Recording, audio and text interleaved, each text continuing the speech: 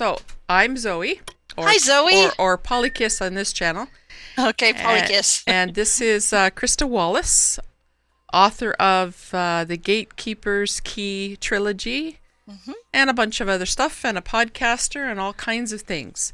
So welcome to my channel. This is Writers Open Mic on Thursdays. We do Writers Open Mic, and there you are. So hang on one sec while I have a look at. I need to keep an eye on my chat here. Okay, there we go.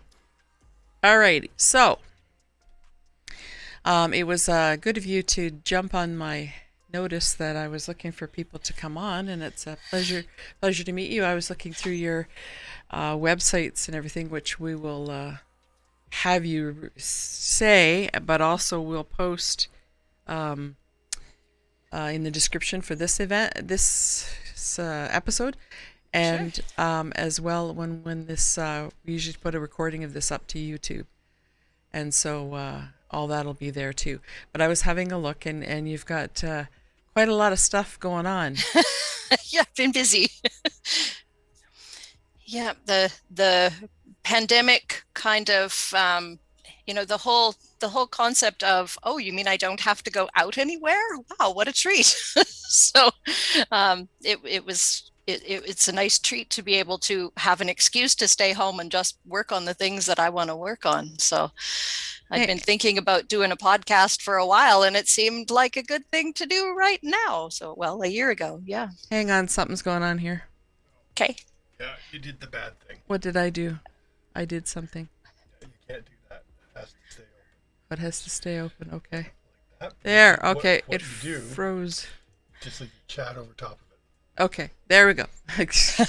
You froze. I thought, now Oh, no. I did something. What is it? Yeah, that's why I keep no. saying don't minimize that window. Okay. All right. I'll behave. So you were saying about the podcast, sorry? Oh, just that I'd been thinking about putting my work out there through a podcast for quite some time. And then when the pandemic hit, I thought, aha, now might be the right time to do that. So that's what I did. So Yeah. started it about last May, I guess, and coming up on a year. Yep. I've got a podcast as well, and that's about as long as I've been doing it too. You got way more episodes than I have done though. So that's fairly cool. And I gather from just what I was reading that you bring in other writers to do readings as well on your podcast. I did some of that. It was the plan from the get-go to include other writers and have sort of chats and interviews and have them do readings and things. I did that after I'd finished podcasting my first novel. So what I do is I podcast one chapter per week. I do a little intro, and then I read a chapter of my novel.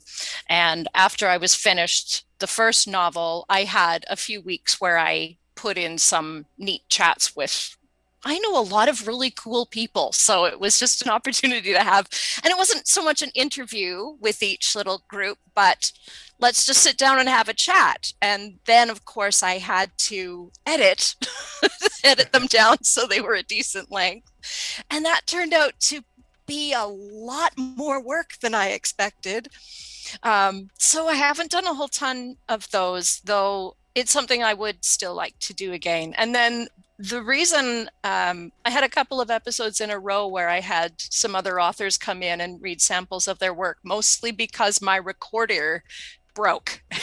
And so I needed something to fill in the time while I was getting a new one. So it was really great that so many people jumped on board and wanted to read, and I was really grateful to have them. And I'm happy to promote other writers' work. And yes, I would definitely like to do more of that as well. But then I did get back into just reading my novel chapter by chapter. That's a pretty good idea, actually, to do that. I did a live journal posting of a novel that way, and I used the comments with people who have read it as on the back cover of the book. Oh, no kidding. Yeah. That's cool. Yeah. Yeah. So that kind of feedback is really good. Yeah. Do you get comments for you when you post your chapters? Do you get people commenting on it? I do. I have a Facebook page called, my podcast is called Totally Fantastic Title. And I have a Totally Fantastic Title Facebook page that corresponds. So people sometimes post comments on there.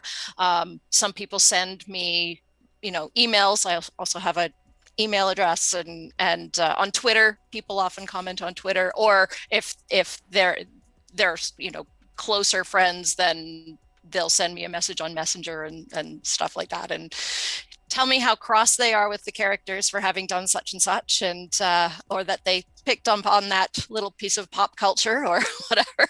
So yeah, it's pretty neat to get that kind of positive feedback coming in. Absolutely. I'm just checking my chat here. They're behaving. I'm watching them. Okay. All right.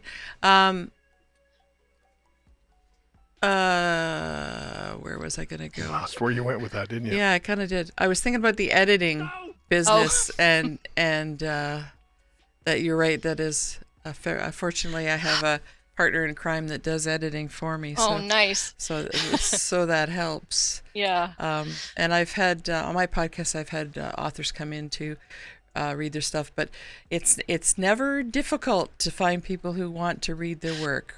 Yeah. Writers are pretty good that way. They're just dying for that feedback, and it's very hard to get it now that we don't have in real life, readings in coffee shops or whatever that we were doing before.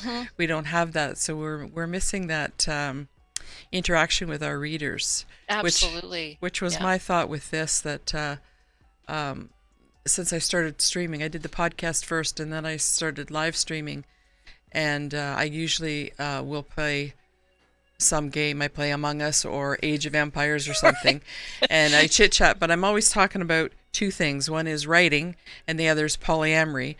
And so I have quite a bit of interesting discussions, and I'll bring people on to talk about one or the other of those things. And this writer's open mic is hugely popular. People just love it. So nice. But I also interact. I interact with my viewers gaming, but I also interact with my viewers in the writer's open mic as well. So if they have a short story or a poem or something they want to submit, they can submit it in text form, and I'll read it for them. Oh, nice. And that's a bit of fame and fortune for people who are new, and they quite enjoy that. And we also play a game, I don't know if you've heard of it, it's called Story Cube.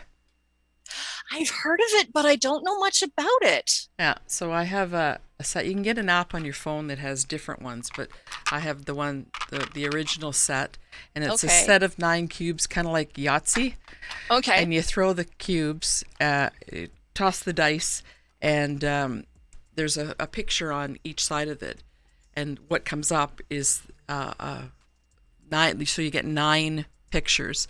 And then you decide, looking at that, what that picture means to you, and then you put it in your piece.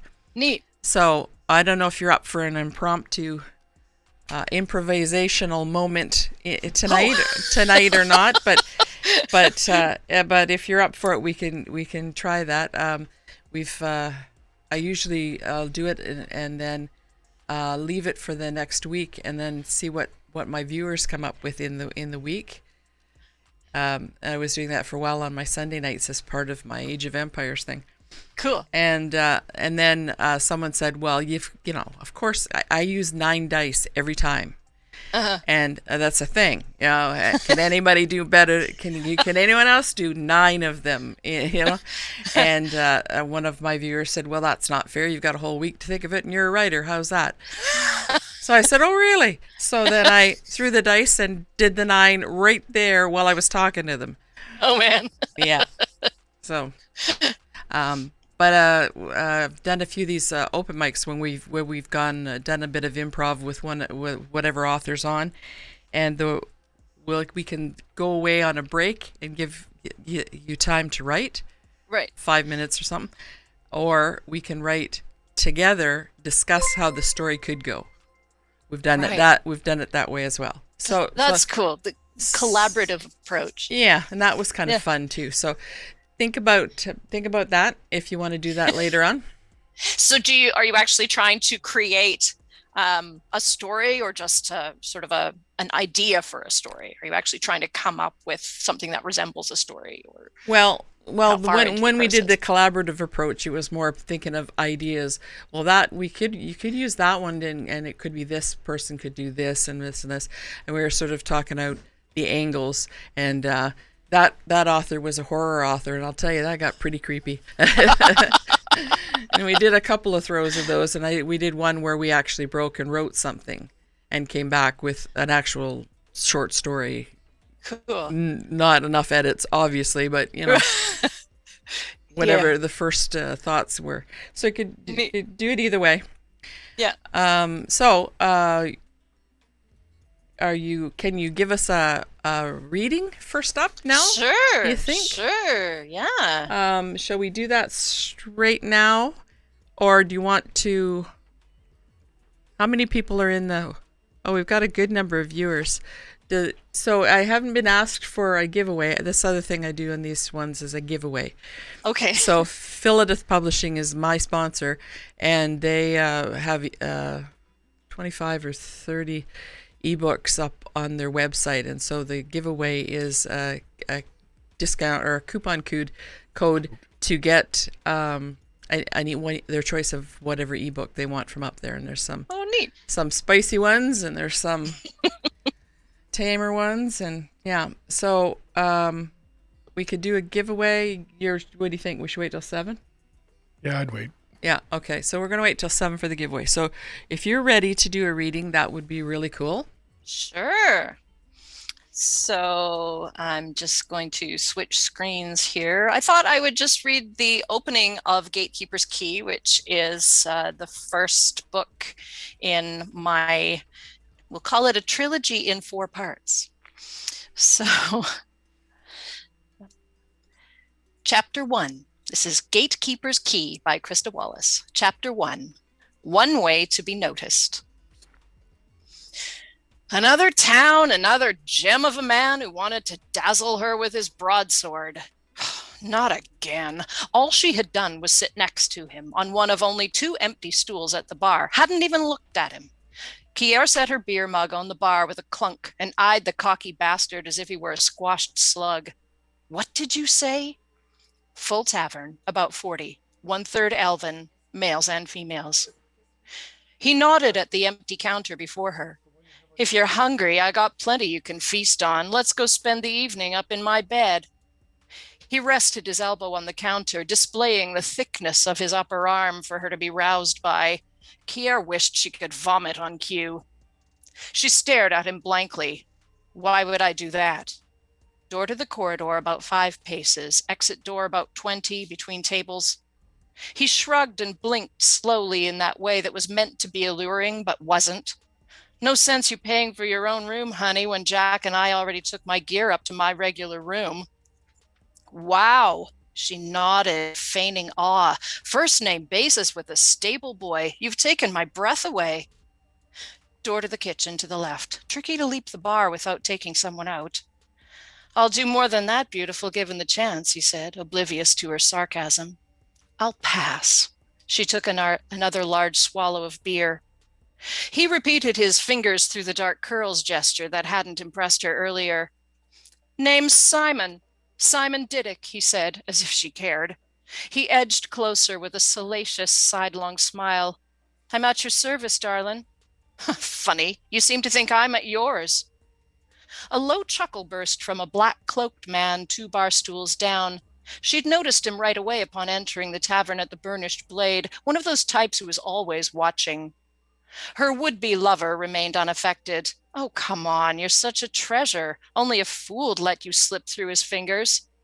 He reached to stroke her cheek, and that was where Kier drew the line. She stood up, bristling, itching with the desire to scratch his eyes out. The silence of the crowded tavern was interrupted by only the crackling of the fire. Kier's shoulders stiffened with the gaze of human and elf alike, some with curiosity, some poised to flee. Didic was a regular here. Had they seen his tactics before? Nobody seemed eager to offer any assistance. She was on her own, as usual. Fine. Men like you, she said, are boring. Her muscles tingled to life, dispelling weariness and hunger. And you're everywhere, like rats and cockroaches. He laughed. Now that's just plain mean-spirited. Come say sorry. His hand stretched out to touch her again, but halted because the tip of her stiletto pricked the underside of his chin. Can't. I wouldn't want to lie to you.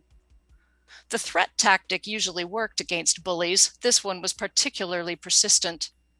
Now why don't you go and sit somewhere else and we'll forget all about this? The cockroach pushed her weapon aside.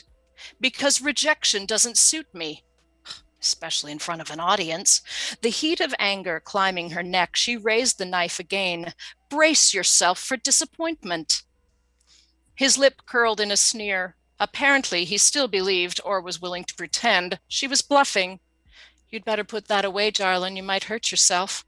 He sought a favorable reaction from the patrons nearby and found none. A calm, cold fury draped over her. She couldn't back down now. Let's settle it.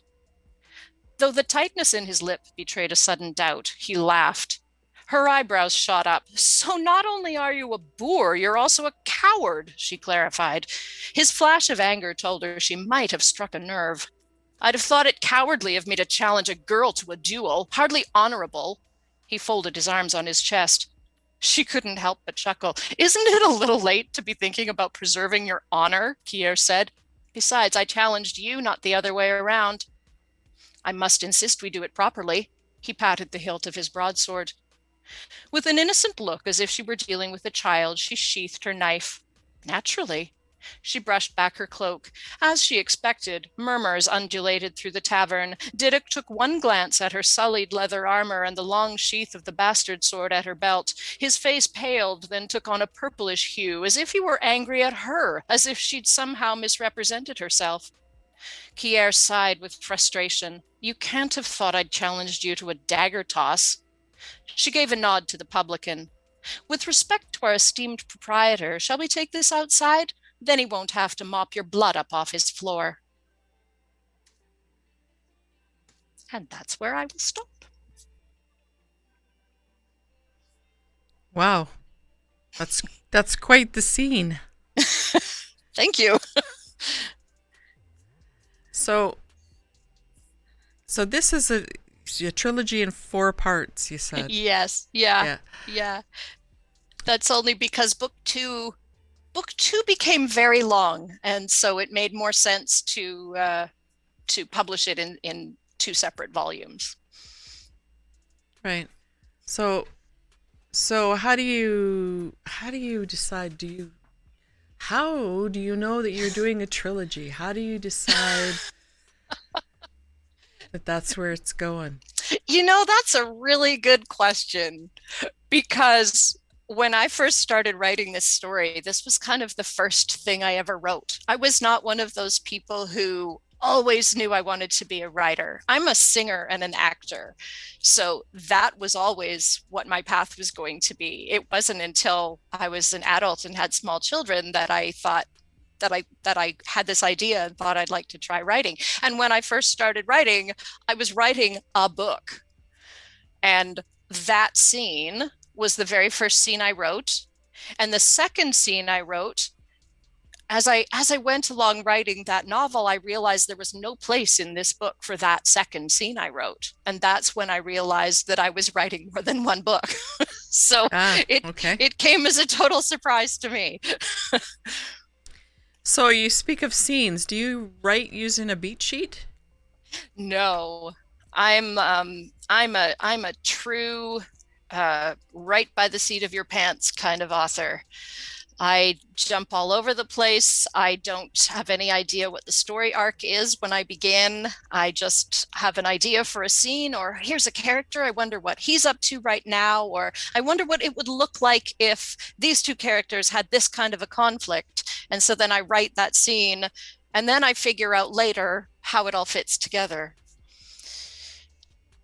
Right. I've tried both ways. And Yeah. I find that just writing by what strikes me is a lot easier. And to go back and with the beat sheet, I wrote one novel with a beat sheet, and I'm still working on it.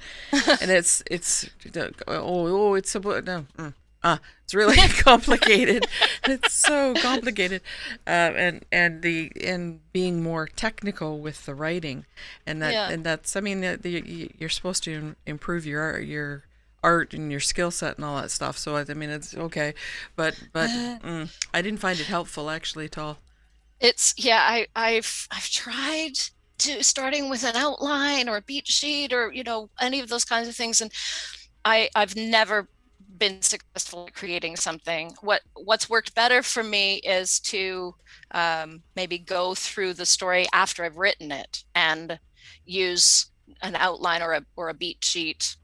The example there is I did write a standalone, and after I had finished reading that, I read Save the Cat by Blake Snyder, which is a terrific book on, it's based on screenwriting, but it still is an excellent beat-based how-to for any kind of story.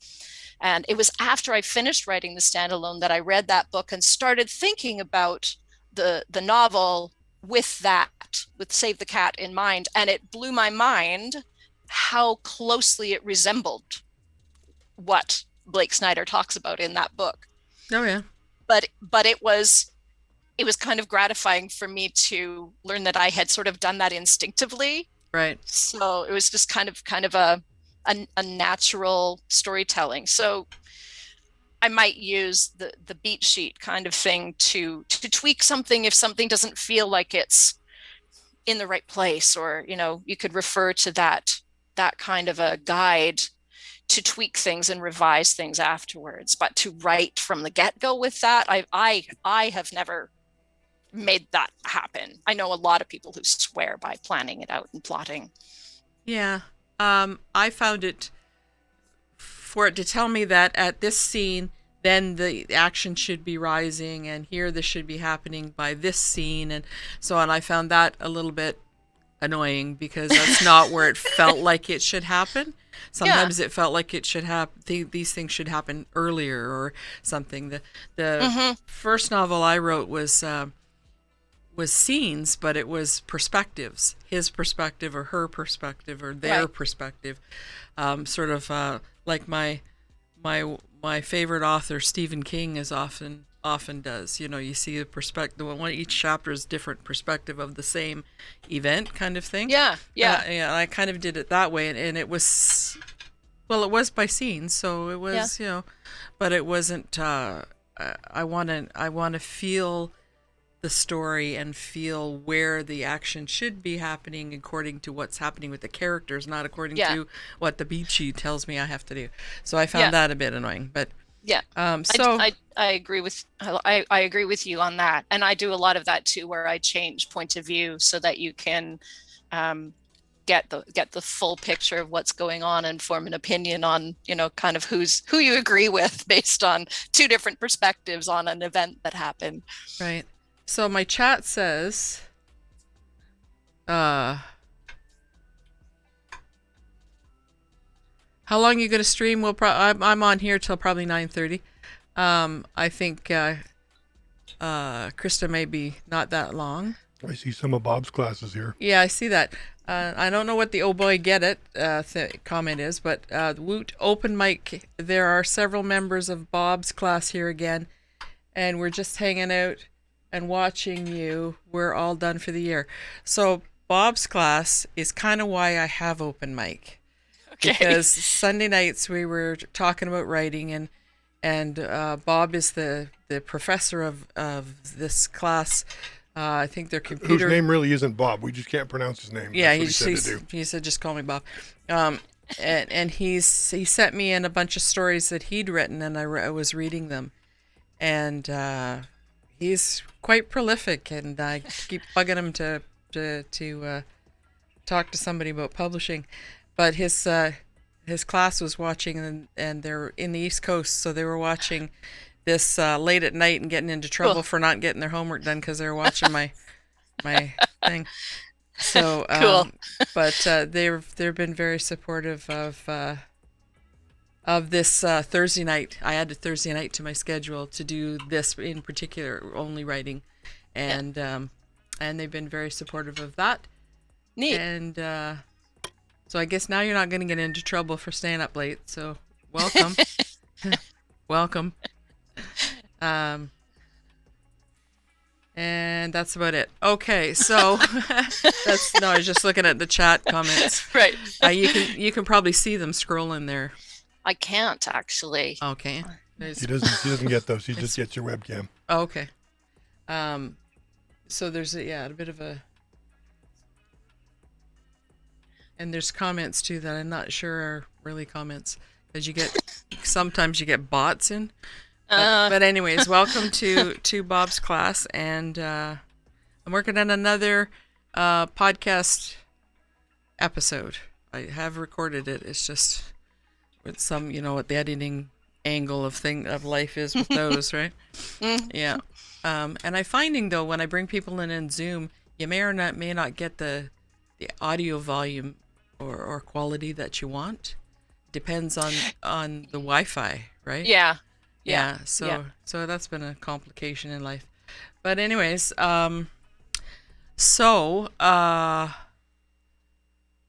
trilogies, and we talked about that. I just trying to grab that train of thought again. We connected through the Creative Inc. Yes. Website. Creative Inc. is a conference here in BC that happens usually right in the beginning of May-ish, and in real life they didn't last year do one. No, because that was right at the beginning of the pandemic, and nobody had figured out how to do these things virtually yet. So yeah, I did see they're doing some virtual stuff. There's a virtual webinar or something coming up on the weekend. So they're still functioning, and it was a great conference. I attended as I had a vendors table. The times that I attended, but I found it a great way to network with both readers and writers. Yeah. It's good, and for them and for readers to connect with their favorite writers, and writers to meet their fan base, and it was really good. Did you attend as a writer? Did you do any of the panel things? Yeah. I think the first time I went was in the second or third year that Sandra Wickham did Creative Inc. And I've been going every year because I'm local. So it's a terrific little conference, and it's so sad. Well, missing out on conferences and conventions is sad for all of them. But hers was, Creative Inc. was just really chugging along and really starting to build and get lots of new people coming out and build their support of attendees. And I've been there as a writer, and I've been on some panels and things like that. And I really enjoy the reading aloud thing. So I often do, there's a panel called the Live Action Slush Pile, where there's a panel of editors and agents. And so people hand in their first page of their piece, and I read it aloud, and the people on the panel will put their hand up at the point that they would have stopped reading. And then we have a discussion about why they would have stopped reading at that point. And interesting. Yeah. It's a really neat way to get a sense of what comes into an editor's desk every day. And I've done similar panels at other conferences and larger conventions as well. And it's amazing how each piece is read out and people put their hand up and we discuss why they would stop. As a listener, you start to learn why something works and something doesn't, and why they would continue to listen versus why they would stop. Have you ever been to the Surrey Writers Conference, the Surrey International Writers Conference? Not to the conference. I've been to some events that were run in Surrey. Okay. So the first such panel that I went to was at Surrey, and the late Jack White always did the reading for this. They called it the Surrey Idol, I think they called it. Oh, yeah. And I remember I had handed in my first page, and as I was listening, I started to figure out, and by the time he got to reading mine, I knew exactly the point at which they were going to put their hands up and stop listening. And I was bang on. He read mine out, and it was that little piece that I just read to you and your listeners. It was that first page, and they stopped exactly when I expected they would, and I left the room, and I went and sat in the bar, and I took my piece of paper and I started crossing things out madly and rewrote it, and it is now the piece that you just heard. Huh. So it's amazing how much you can learn from a panel like that. Oh, absolutely. Yeah. Yeah, I found I forget what we were attending.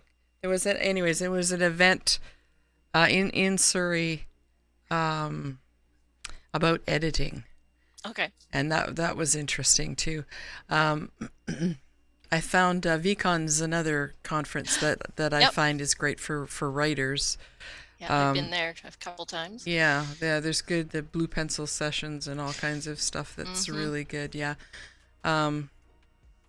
So hang on one sec. What's with the chat here? I need to close a curtain. Yeah, you got a bit too much light. Yeah. No, I saw one here. Back in a second. Yeah. I haven't left. I can still hear you. Okay. I have a request from the class, and keep in mind they put me up to this. Polykiss. Polykiss, how old are you? That's a running joke. I have yet to have a session where somebody doesn't ask me how old I am. Okay. And I always say I'm old enough to know better and young enough to try. And I am 61 years old. So I've embraced. You know they do that as a joke, right? I know. I know. I've embraced. We won't tell them who put them up to that. I've embraced the hashtag GamerNana. Okay. I like it. Yes. Thank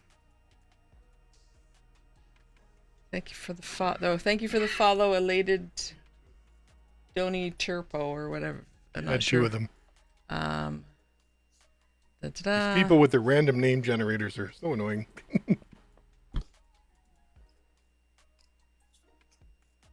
Watch you. Let's run with the stream. Aw, somebody's showing me love. Okay, that's awesome. Nice. Alrighty. So you say that you did not sort of grow up knowing you were going to be a writer. Mm-hmm. Yeah, and I can hear the actor and the singer in your reading. Absolutely, that I could feel that training there. That was a very expressive reading. Not everyone can swing that for sure. So that speaks to that. What, but your writing is good. It's also skilled. So you've had some training there, or there's some background in writing there as well. Not really, actually. The first time I attended the Surrey International Writers Conference, I had finished writing my first novel. I went to a workshop called How to Publish Your Novel. And it was there that I learned that the Surrey Writers Conference existed. So I did the research and registered to attend the first one.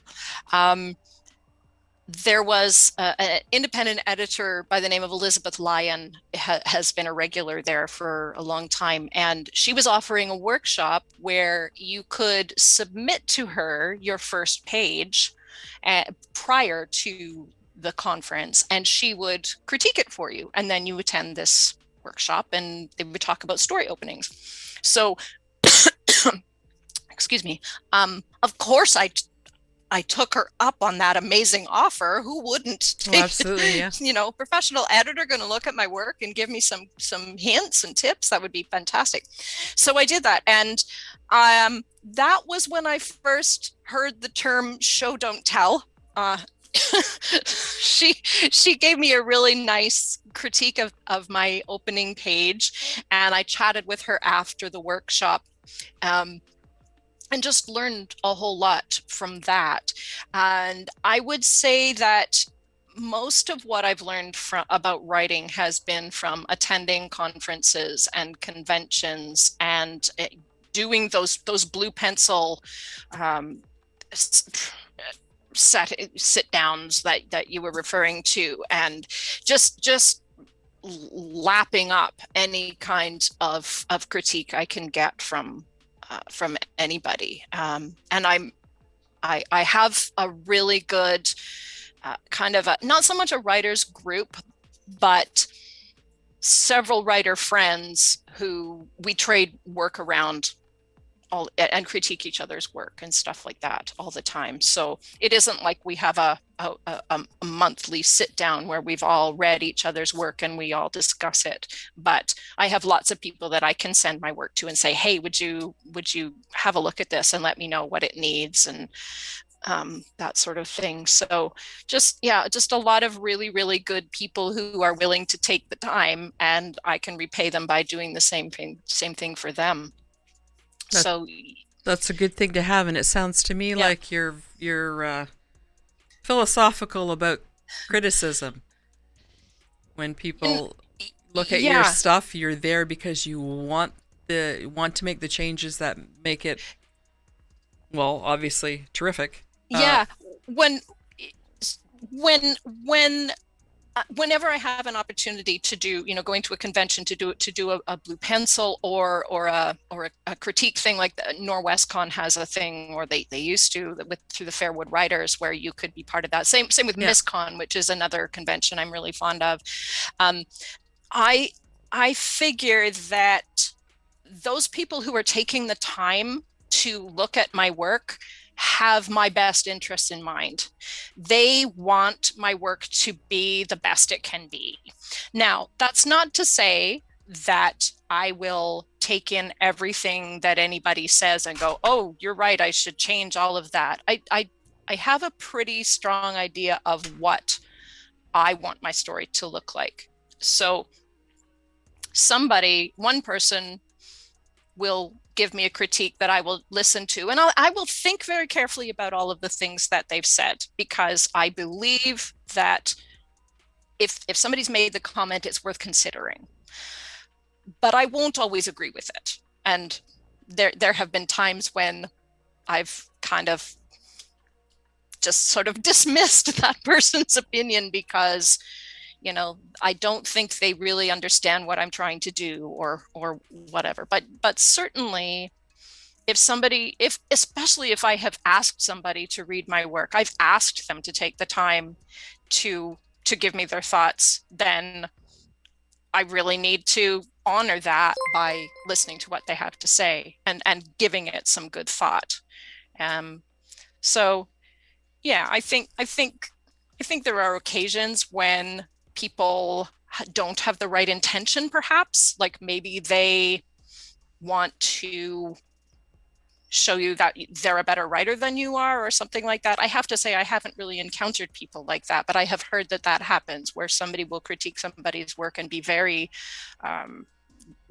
very hypercritical about it, and not very kind. I've had some hypercritical, but part of it was that as an editor you have your preference in genres. Yep. And this was not the right genre for that editor. Yeah. That was kind of the problem. Yeah. But as an editor, I've also had seen where authors are just married to the placement of commas. They will not do not want to make any changes at all. And you're like, okay, no one's going to want to read this, but just so you know, because you did this and this and this, and or you know, your time frame of this happened on this date and this was 3 weeks later, but now it's 2 months later, and is confusing, and they don't want to hear this. So it's nice to see. I'm fairly philosophical. I am, you know, not married to my words, but I do have the idea, the concept in my head, and sometimes when someone says to you, well, you know, like for instance, in my novel, my editor said I referred to the main character only in pronouns, and she didn't like that. It was somewhat confusing. I said, okay, well, I can make sure everybody else has a name, but this person has to be only in pronouns because she's a battered wife, and that takes away yourself and your sense of identity. And it's important that that's underlined. So she went, oh, okay, well, here's how we can make that better. Yeah. So it was just getting her on the same page of, well, no, because that's not what I want. Yeah. What I'm trying to say is this. Can we do that? Yeah. Yeah. And so sometimes it's only a negotiation.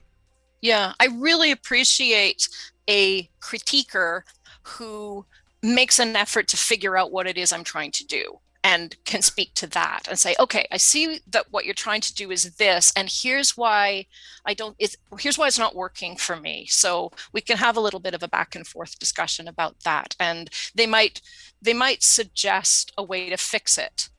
Often their suggestion doesn't work for me, but what their suggestion does is help me to define what the problem was in the first place, and then I can figure out a different way to fix it that then works for me. Yeah. So yeah.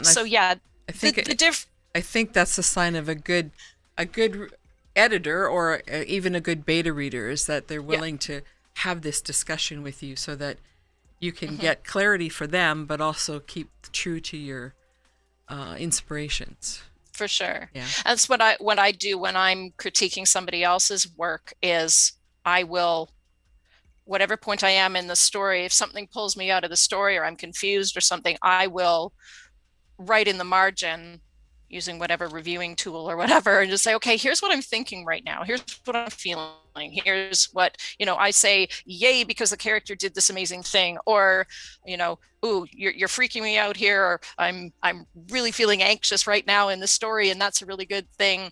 Or I'll say, okay, I'm confused about this thing because here's how it's coming across to me, and I'm not sure if that's what you're intending, but at least that way I can give them an instant reaction to what I'm feeling in that moment as I read it. Sometimes you'll go further through the story and something will be clarified, and then I'll go back to that comment and go, okay, I get it now. I see where you're going.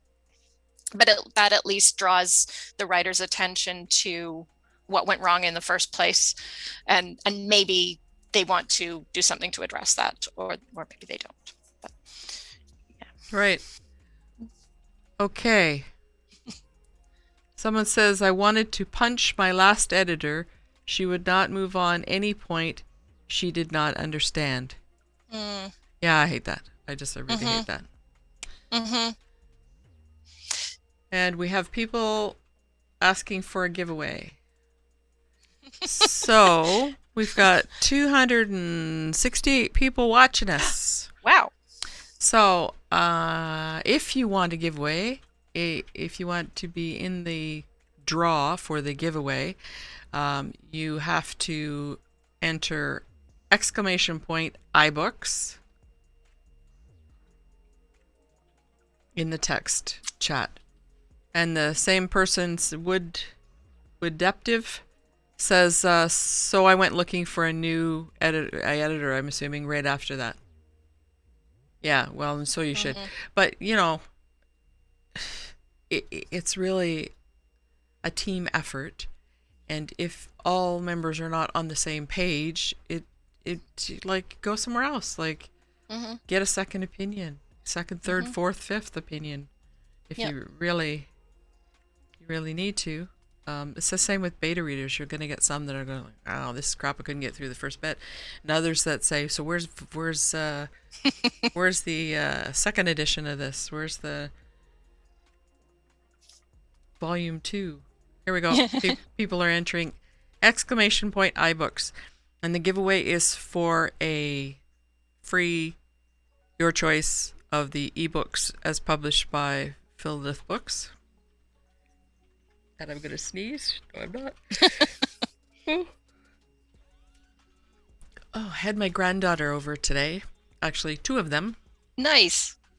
And one for the day while Dad was working, and the other one just popped in to visit with the first one. And I'm exhausted.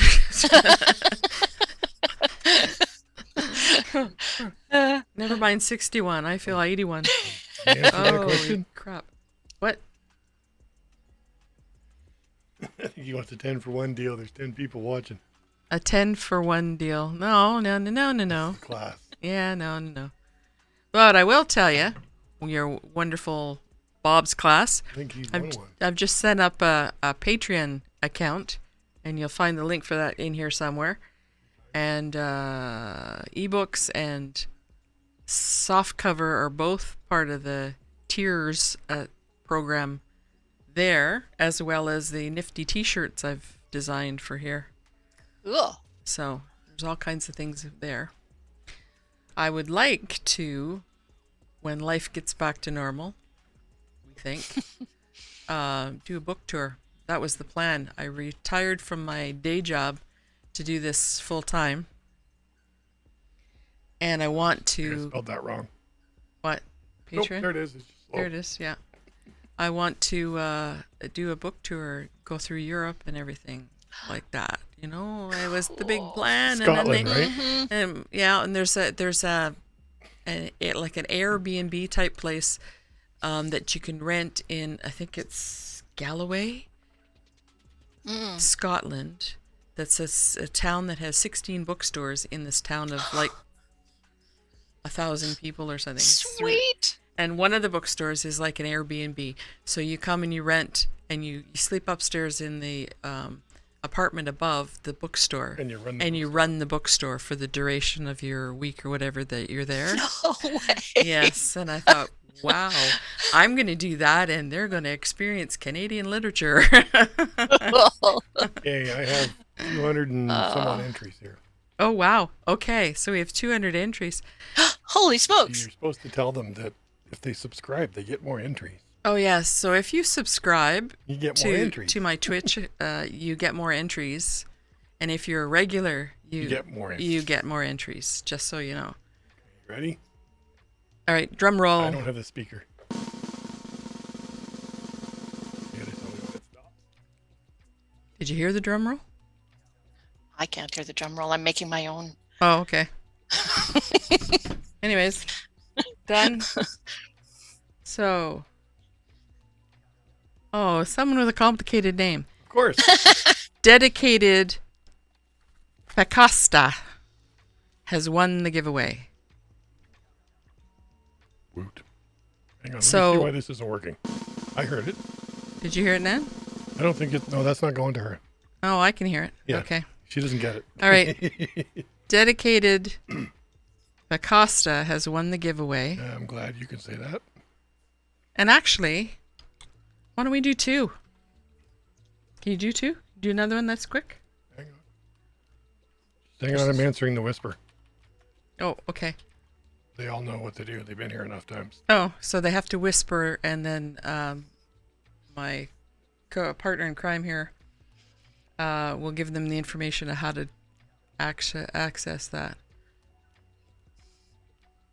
And You want to do another one? Dedicated Pacasta says woot woot. Good stuff. You want another one? Sure, yeah. Drum roll.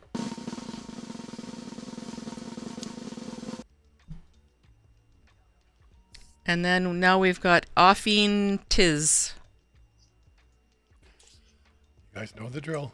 Offeen Tiz has won the giveaway. So you message Whisper, it is on here. Whisper Hyperlinks 256, and he will tell you how to claim that. And there's 25. There's a couple of new ones coming this week. So, and let me know if the website gives you issues, because sometimes it's glitchy. But let me know if there's any problems. Woot, woot, woot. I put more woots. Do I get extra points for that? Sure. All kinds of brownie points for that.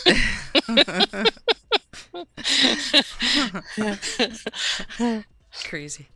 Alrighty. So, They're your viewers. Yep. Special kind of crazy on this channel.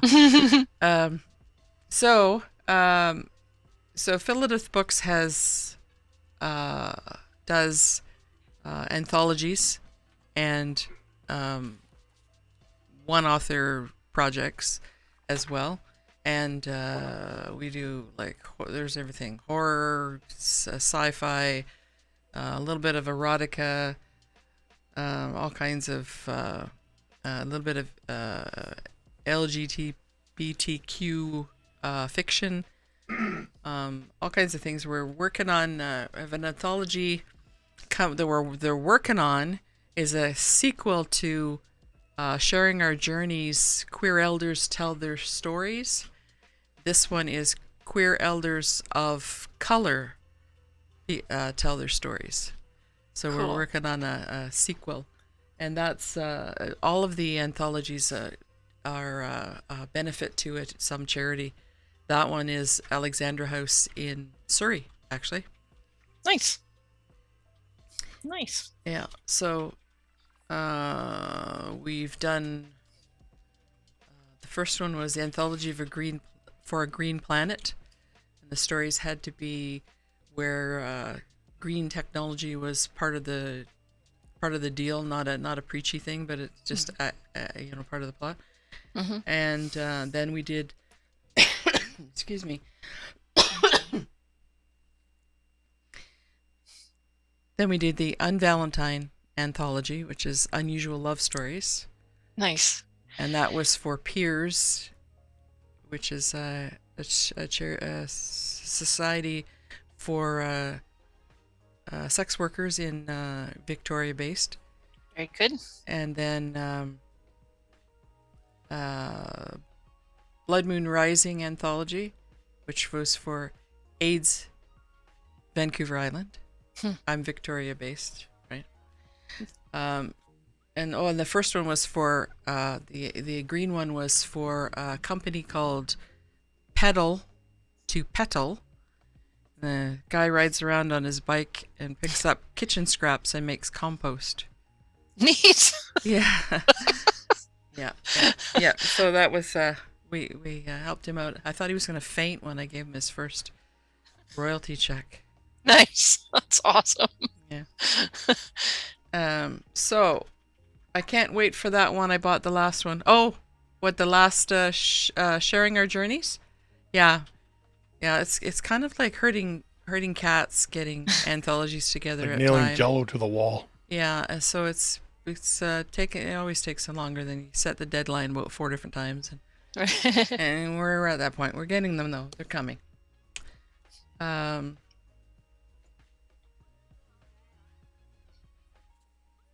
I'm here from Venezuela. Good heavens! Welcome, Wow. welcome, Nice. welcome. So you've written 4 anthologies. I've noticed. There's collections there. I have a story published in, when I actually went and grabbed these, I've got very few actual hard copies of things I'm published in, but I have a story published in issue number 6 of Pulp Literature magazine. Right. And I have a story. This is the only anthology I'm in, actually, is put out by Bundoran Press, 49th Parallels. And that's interesting. Tell the story of that one. Okay, so 49th Parallels was put out in honor of Canada's 150th birthday, and it is a series of alternate Canadian histories and futures. And so I have a story in there called To Serve and Protect. And The anthology was nominated for an Aurora. Right. Yeah. I don't remember what the category was. It was like I don't remember what the category was. I'm going to get it wrong. So I just thought that the idea of the stories of alternate, what would happen if things were done differently, that was really interesting. Yeah. There's some interesting things in there. It's mostly science fiction, and I'm every time I try to write science fiction, it turns into fantasy. So my story that's in there, really the only science fiction element of it is that it's alternate world Vancouver, but it's basically alternate present. So mine's kind of in the middle of the book because it's not the past or the future. It's kind of alternate right now. Right. Oh, yeah. And I have an audio version of that I've published on, and it's available on, Chirp and all of the other audiobook platforms that my work is available on. Chirp. Chirp is the audiobook platform associated with BookBub. Okay. Yeah. So, but it's also on, Google Play and Apple and Kobo and a bunch of those other things. Wherever stuff is found. They're hungry for because everyone's got nothing to do but listen to stuff. So so it's everywhere. Yeah. And the other one, Pulp Fiction. I'm very familiar with their stuff. That's a really good. Would you call it? You wouldn't call it a magazine. I don't know. Yep, it's a magazine, It's a Pulp magazine? Literature magazine. Yeah, it's a quarterly. Yeah, and those people are all, Jen Landels and Mal Anastasiou and Susan Peters and Genevieve Wynand are all regularly at Creative Inc. and all of the other, and VCon. Actually, VCon was where I met them and actually found out about this particular me too. thing. Yeah, me too. Yeah, good people. So So what's the plan for you? What do you got in the hopper? Well, as I said, I'm working on a trilogy. So I'm podcasting book 2 right now. And so as I podcast a full book, then I'm publishing it in audiobook form. So Gatekeepers Key is out there, and Gatekeepers Deception Part 1 Deceiver is out there, and I'm podcasting the next one, and I'm writing the final book in the series. Now, this takes us back to our previous discussion about whether you're a plotter or somebody who just makes it up as she goes along. And this is where it's kind of coming back to haunt me a little bit, because now that I've created so many twists and turns and interesting characters and subplots and this, that, and the other, and all of these loose ends, now I have to tie everything together in this final book. And that has been way more of a challenge than I ever expected it to be. So it's been a really long haul writing this book, even figuring out what, each book needs its own story arc, as well as the entire series having a story arc. So it's taken me a really long time to figure out what this book's story arc is, and then to tie up all of those loose ends and answer all of those questions and all of those little tidbits that I've thrown into the first 2 books. I now have to try to address all of those things. So it's taking me a very long time, but that it's coming along. And that's what I'm really diving into these days and working on, is the completion of the series. I don't think it will be written and revised and edited in time to flow from podcasting book 2 and 3 directly into the final book. So I'm going to possibly read something else or have more guests on and that sort of thing on the podcast. But that's what I'm working on right now. So do you record your podcast readings and then link them together for the audiobook, or do you re-record the whole thing? I I lift it directly from the podcast. So that's smart. There's that editing thing. So my intro for the podcast and those things don't get edited that much, but the story portion of the episode gets really thoroughly edited and treated the same way that you would record for the audiobook. And then I lift each chapter out, and they get uploaded as individual chapters. I use Findaway Voices for my audiobook stuff. So they get uploaded onto Findaway as individual chapters anyway. So it's just a natural progression for me to do that. So just make a note of that. Findaway Voices. Mm-hmm. Good to know. Yeah.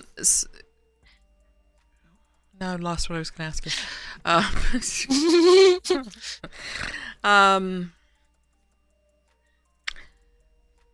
So you have, I was going to ask you how you write, how you find the time to get all this writing done. Do you have like someone with a whip and a chair behind you, or?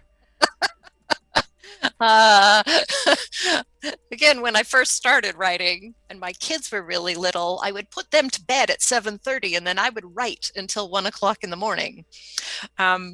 It became trickier as time went on because they didn't go to bed so early. Now they're out of the house, so my days are more my own. The trick now is fitting the writing in, and that's not actually a good way of putting it.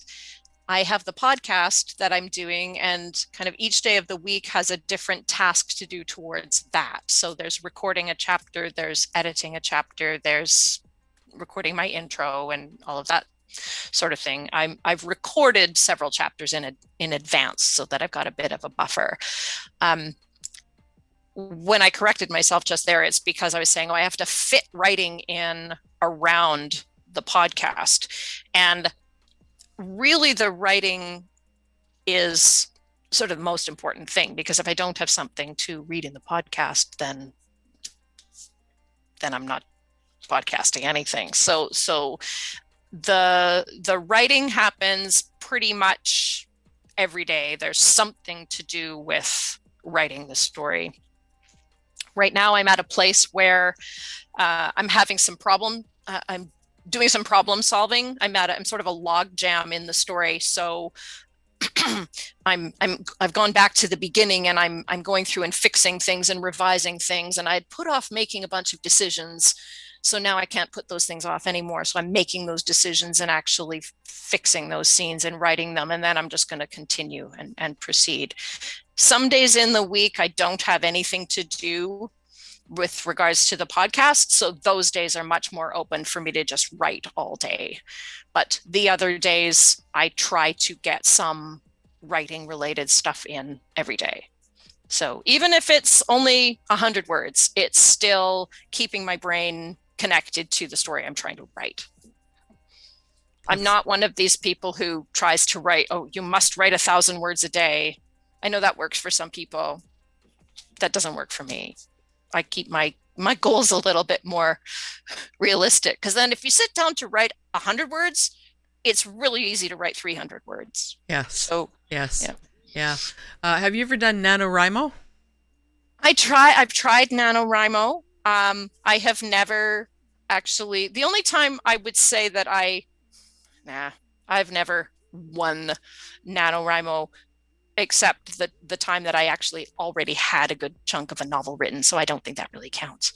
I know that works for a lot of people. I found, and maybe it would work for me if I was just sort of starting something new and had more of a plan. But like I said, I do a lot of jumping around and not following a plan. So I tried Nano for this book I'm writing right now, and found that the word count, the daily word count, became so important that I was just writing words, and then I wound up with 3 different versions of the same scene. And so I know that people really like NaNoWriMo because of the knowing that thousands of other writers are participating and you can keep in touch with people and cheer each other on, it didn't really fit my process certainly not for where I was at that time. Have you done Nano? I've tried it a couple of times. Yeah, I did. My first novel, I started in NaNoWriMo, but I finished like maybe 2 years later. Right, yeah. It took a while. Yeah. But I've tried it several years in a row, and I'll always have trouble with the word count. Yeah. It getting ahead of me, and then you get depressed, and you can't think, and what's the point? But I have started several, and they're all been sitting there waiting for me to retire and finish them. Yeah. I mean, I like the idea of it because then you've really set aside that whole month to really focus on the writing, but I didn't have enough of an idea of what I was going to be doing, so I just wound up writing words for the sake of writing words, and that's not really the point. No, and you want some quality out of it. Yeah. They say don't edit yourself until after November, but blah, blah, blah, blah, blah, blah, blah is not, filling the word count that way is not the right idea either. Yeah. So I've got here some follows. Good heavens. Got a bit of housekeeping to do. La Fil Visitetti, thanks for the follow. Elated Donny Turpo, thanks for the follow.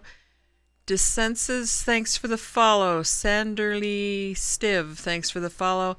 And Dutso Center, thanks for the follow. Thank you very much. Feel free to subscribe at any point, folks.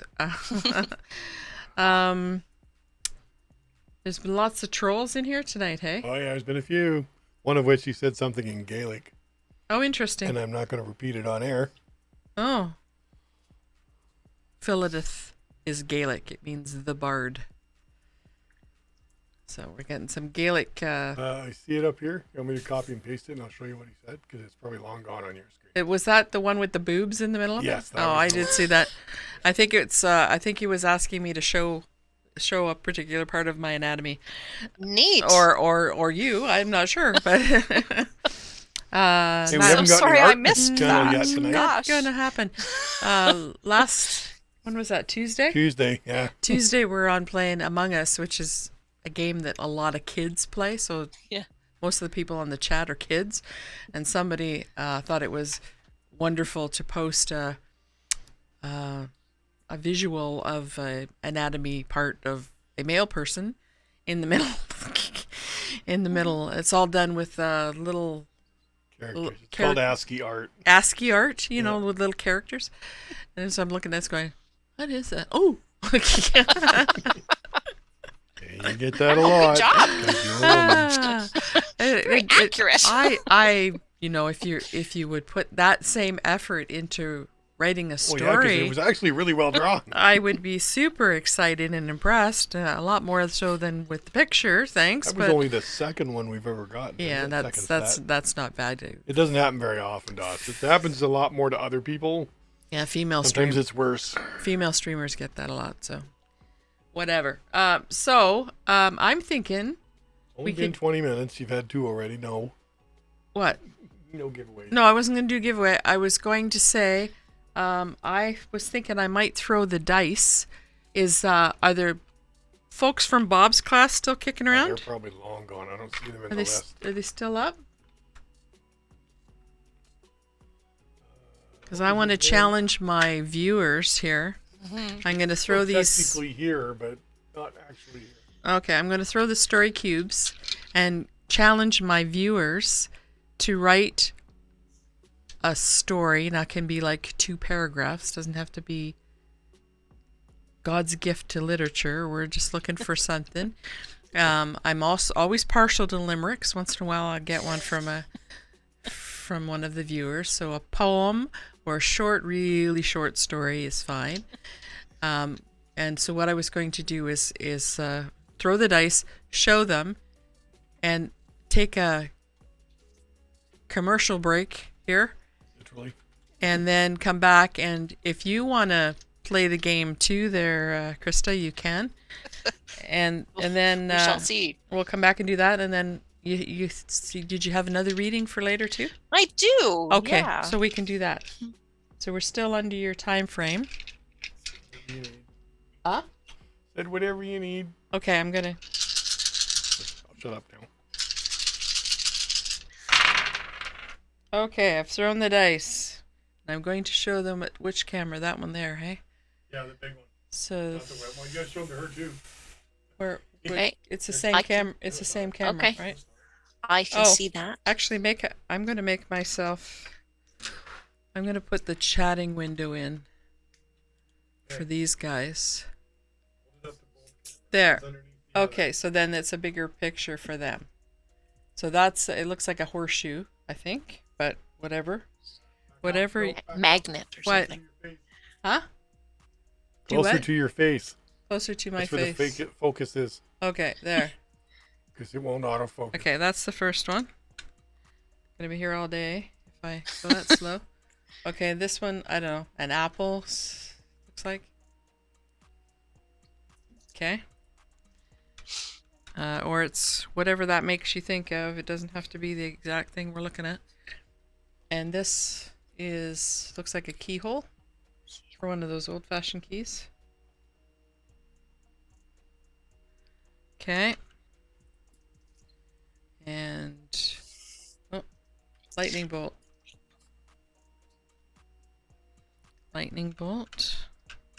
Oh, you're getting a limerick one line at a time. Oh, we're getting a limerick. Okay. And what the heck is that? Oh, that looks like maybe an arrow. Like an arrow.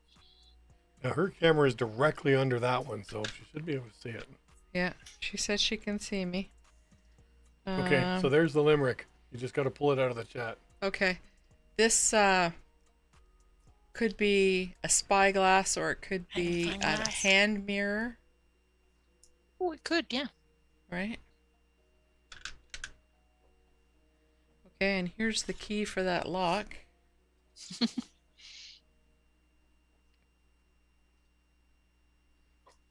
Okay. And that looks like it might be a pyramid. But yeah, we could turn it upside down and make it Pull it back a bit. Burn it upside down and it could be Pull it back towards your face. It's something out of else, focus. right? Upside down, upside down. Could be anything. It's anything you want it to be. And what's that? What do you call that? An abacus?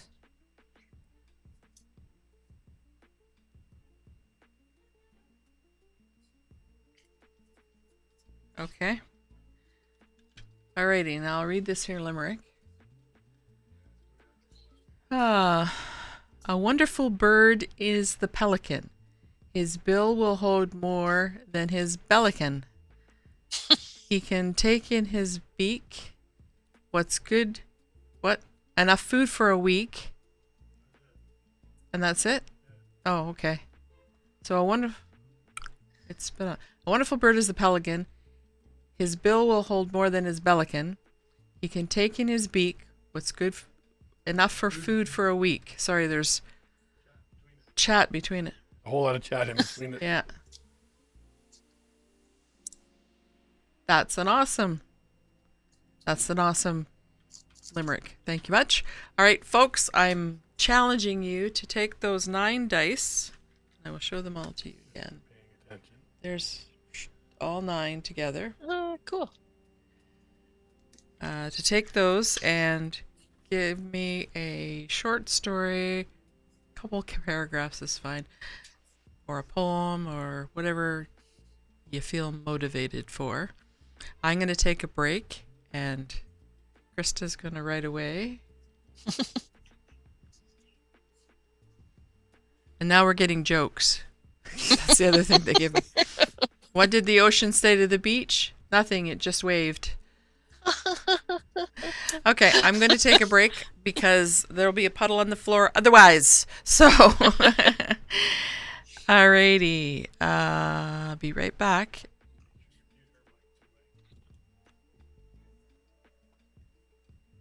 I'm still working on mine. You got quite the sniffle going. Yeah, I don't know what it is, allergies or something.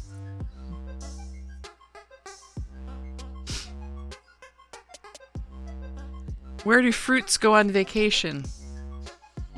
Paris. Paris. Dad jokes. Mm-hmm.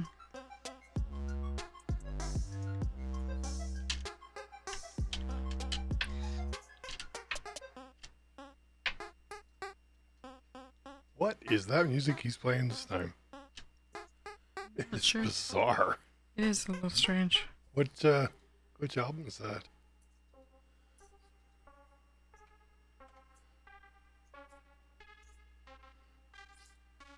Uh-oh, here's another one.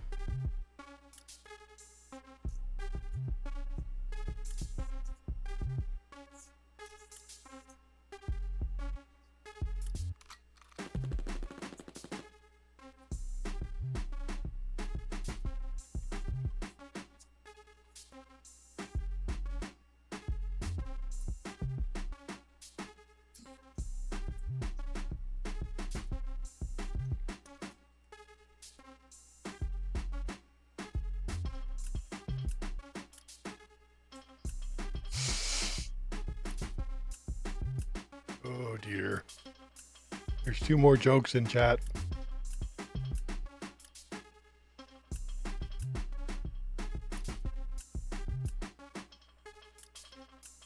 I asked my dog what 2 minus 2. I asked my dog what's 2 minus 2. He said nothing.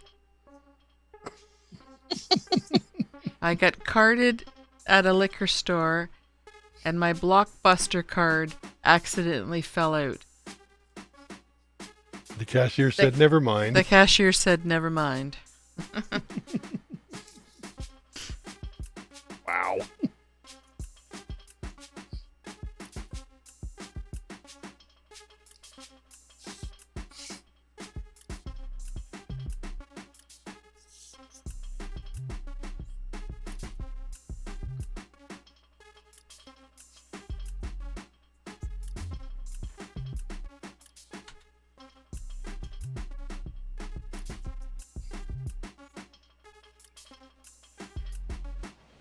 You need to write and talk.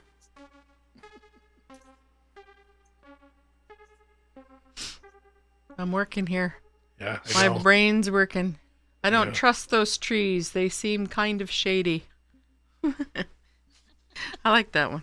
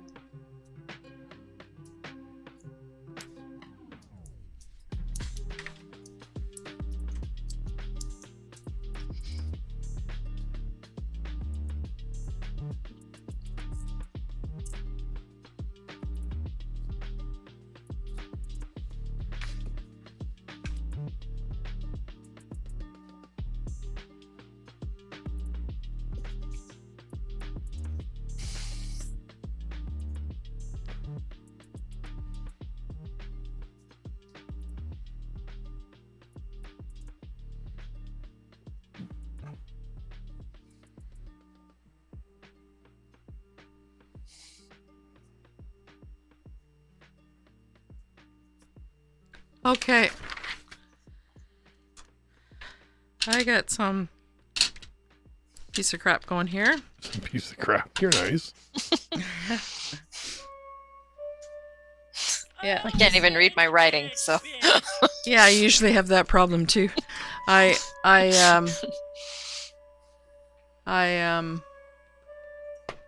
have that problem, and I always think, oh my god, I need an editor so bad, and where's the story going from here? Or when the timer goes off, usually we do muses. Usually we do things like this in the writers group with a timer, and the timer goes off, and you're like, oh no, I need 10 more minutes. All right, so You don't see anybody else answering. They're just all telling jokes or watching. Although one guy just called you trash. oh yeah, keep walking, bud.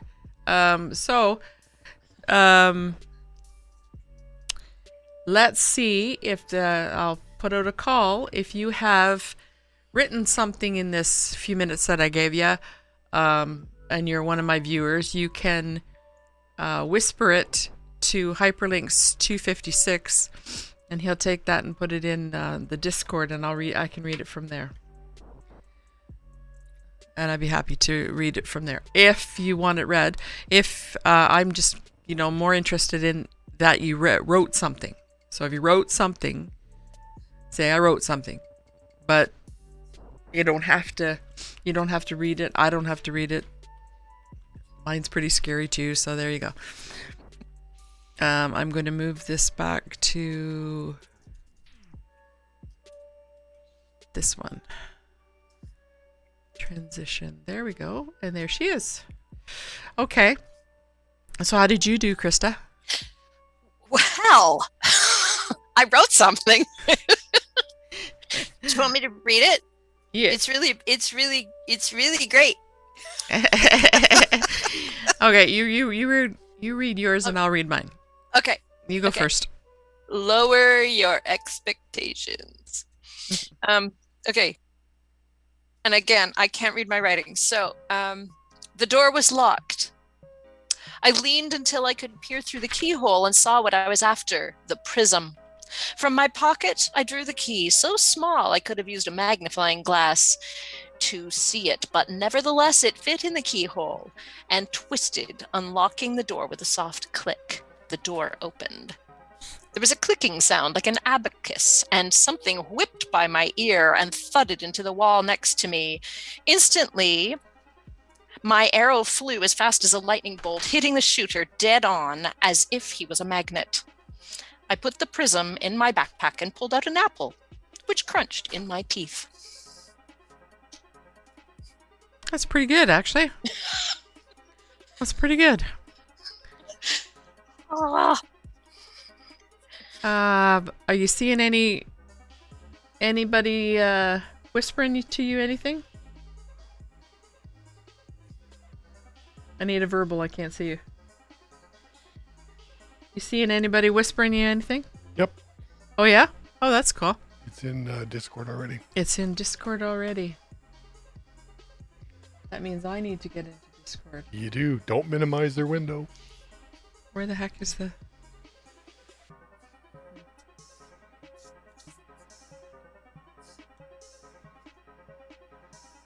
Down. There it is. Okay, Discord. Now make sure you open it. It's so big. New audio device detected. Don't switch? Don't switch. No, it messes everything up. All right. All right. And I'm in the wrong... There we go. So... all I have is a poem. Nope, there's a text file. Oh, text file. Text file. Wow. I'm impressed. That didn't open a text file. That opened Google. Yes, it did. Down the bottom. Oh, there. Got it. So I'm... Okay. I don't know who this is from. Did you have it? I have it, but for some reason Twitch chat has decided that it doesn't want to work anymore. Oh, interesting. Okay. Office Boy Offerant. Office Boy Offerant. That's a regular. Yep. Good stuff. One of our regulars. Well done. Okay. Now I have to read with the lights in my eyeballs. Uh-oh, glasses time. That actually doesn't help. Okay. All right. So make the font bigger. Yeah, no, it's the light being right here. So this will do this. The back, the yoke. Down a little bit.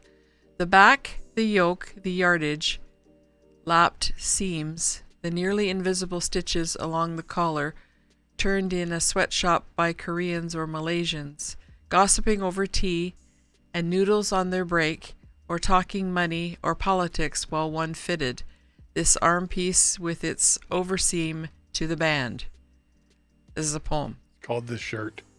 Of cuff one button at my wrist, the presser, the cutter, the ringer, the mangle, the needle, the union, the treadle, the bobbin, the code, the infamous blaze. At the Triangle Factory in 1911, 146 died in the flames. On the 9th floor, no hydrants, no fire escapes.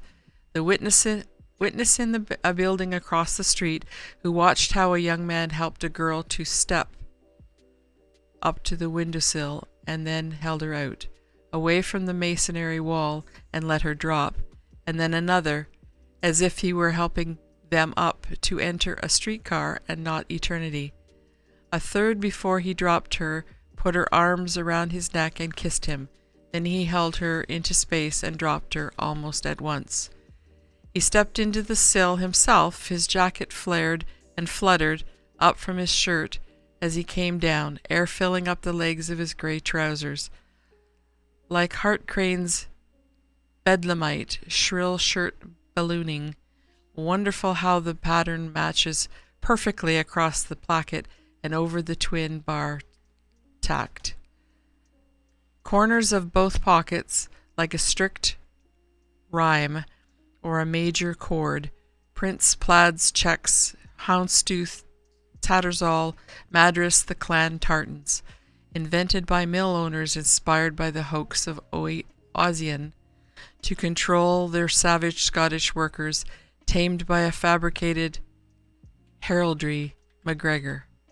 Bailey, MacMartin, the kilt, devised for workers to wear among the dusty clattering looms, weavers, carders, spinners, the loader, the dorker, the navvy, the planter, the picker, the sorter, sweating at her machine in a litter of cotton, as slaves in calico head rags sweated in fields.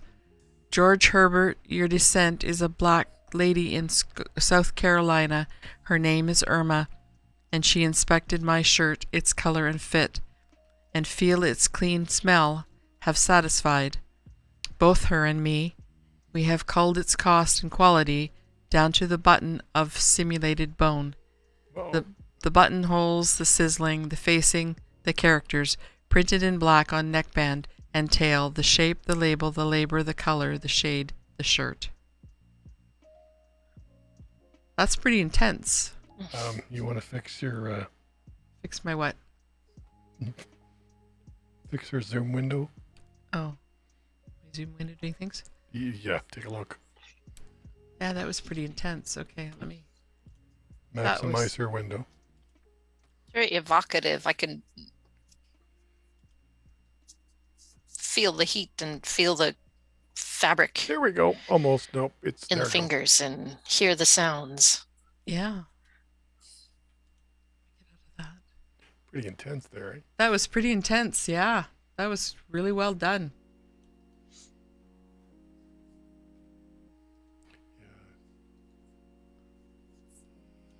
Hang on, why is that not moving? There. It's good. Nope, that's not right. There.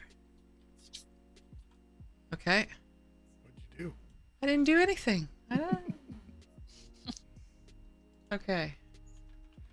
All right. That was intense. That was intense. Okay, I'll read you mine, and then we'll get your second reading. Oh, sure. Is that okay? Yeah, oh yeah. Okay, so mine for the cubes. Lacey, he called, where are you? The apartment was completely dark, and Ted stumbled over something as he pulled his key from the lock. He reached for the light switch and saw the arc of electricity from it. The shock hit him like a lightning bolt. Ted picked himself up off the floor and realized he'd cut himself on a broken hand mirror that lay on the floor too. He was getting concerned now. Using his phone flashlight, Ted scanned the living room and found the stuffings of the couch piled high in a pyramid. Lacey was the apple of his eye, the best dog a man could have, a true arrow of loyalty, but also a magnet for disaster. Ted heard whimpering and found Lacey hiding under the bed. Nice. That was really good. All right, so that was fun, and we'll see if more stuff comes. But whilst we still have you, let's grab the second reading that you had. Sure. So this one, well, we were talking before about the women from Pulp Literature magazine, and something that they get together and do is called the hour stories. So you sit together, and there's an hour, and there's a writing prompt. Somebody reads out the prompt, and there's one for every 20-minute segment of that hour. And so this story began as an hour story, and the part that I'm going to read is the part that I wrote in the hour, and it was long before I really knew what was going to happen with it, and it wound up delving into an Alice in Wonderland kind of theme. And it actually is published in a romance magazine called Heart's Kiss. And I don't know, suddenly I'm a romance writer because I have a story published in a romance magazine. So, but that's not how it started out. So whatever. Anyway, it was a hoot to write, and it's called Duchess Keeps Her Head. The pig, sculpted out of some smooth but velvety sort of material, stood a foot high and sat on the counter of the nurse's station. It flashed, not out of its eyes, but its entire body at a rate of about 2 flashes per minute. "What is that?" the head nurse asked. Duchess, fearful this might be some kind of test, said, "Looks like a pig." "Why's it flashing?" Said Duchess. What was her name again? Lorena, that was it. "Pack it up in a box and bring it downstairs. We can add it to the things for the jumble sale." Lorena stood in front of Duchess with her arms folded, frowning like a thunderstorm. "Things that flash are not healthy for our residents. You never know what could send an elderly person into a fit or a coma," she added. "Off with it." "Off with its head," Duchess said with a chuckle. With her diminutive size and general unattractiveness as a child, she had always resembled the Alice in Wonderland character whose name she shared. She had learned that book by heart, though it didn't relieve the sting from nasty comments throughout her life. The Queen of Hearts, or rather the head nurse, did not seem to appreciate the witticism. She simply glared, then was gone. Duchess shuddered. If her superior had never seen the pig, it must be new, like Duchess.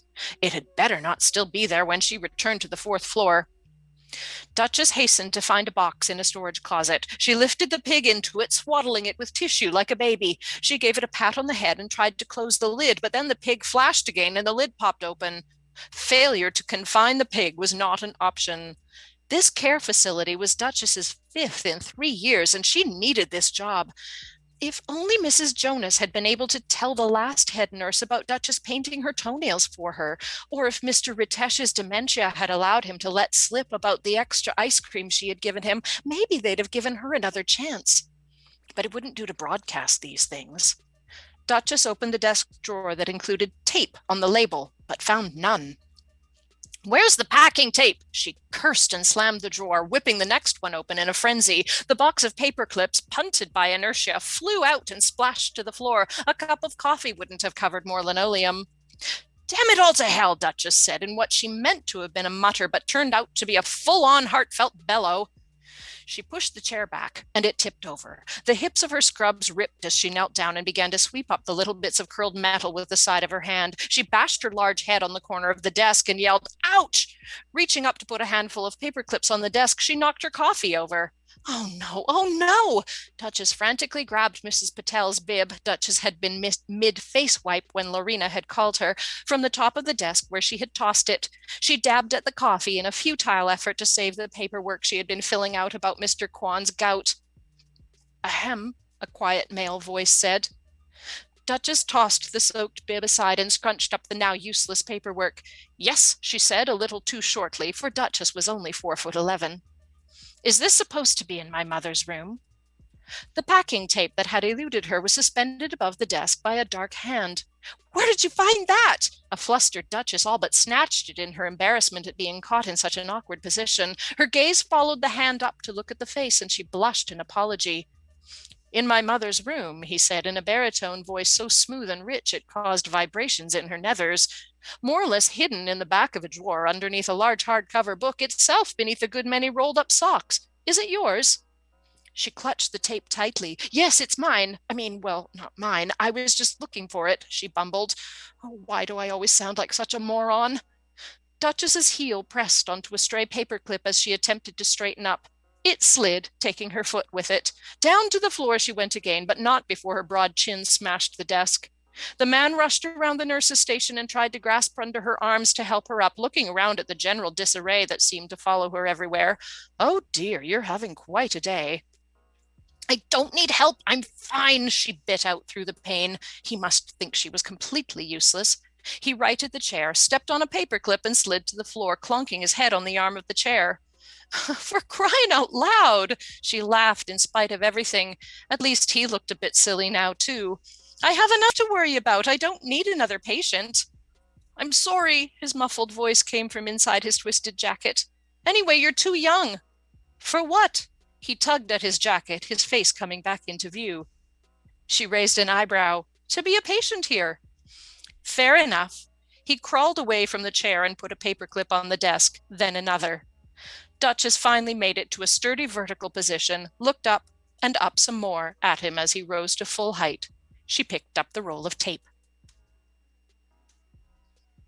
And that is where I will stop. So, believe it or not, that became a romance.